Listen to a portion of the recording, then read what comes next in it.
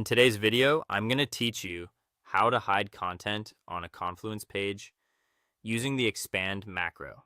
If you've ever wished your Confluence page looked cleaner without losing important details, this is a simple and effective approach. We'll take content that's useful but not always necessary. Things like advanced notes, FAQs, lengthy explanations, or screenshots, and tuck it behind an expandable section. That way, readers can focus on the essentials and open more information only when they need it. Start by opening the Confluence page you want to modify. Make sure you have permission to edit the page. If you don't see the option to make changes, you may need to request access from your workspace admin. Once the page is open, click Edit to enter the editor.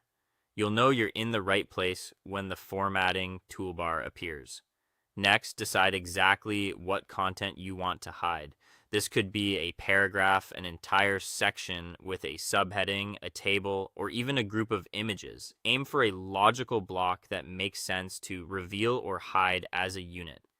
If your content spans multiple elements, it can all go inside one expandable area. Now it's time to insert the expand macro, sometimes called a collapsible section. In the editor, you can usually find it by typing a / and searching for expand, or by using the insert menu on the toolbar. When you add it, Confluence will create a placeholder with a title field, and a body area. Move your chosen content into the expandable body. You can cut and paste it or drag it if your editor supports that. After moving it, glance through the formatting.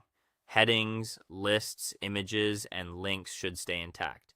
If you had anchors or cross-references, verify they still point to the right place once nested inside the expand. Give the expandable section a clear, helpful title.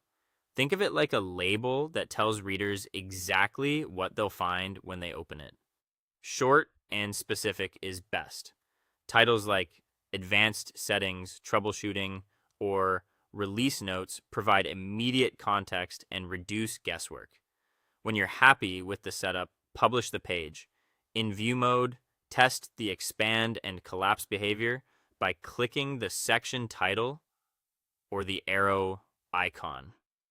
Make sure the animation works smoothly, the content loads as expected, and any images or tables render correctly. If anything seems off, return to Edit, adjust the placement or title, and publish again. That's it. Your Confluence page now balances clarity and depth, giving readers a clean overview with details available on demand.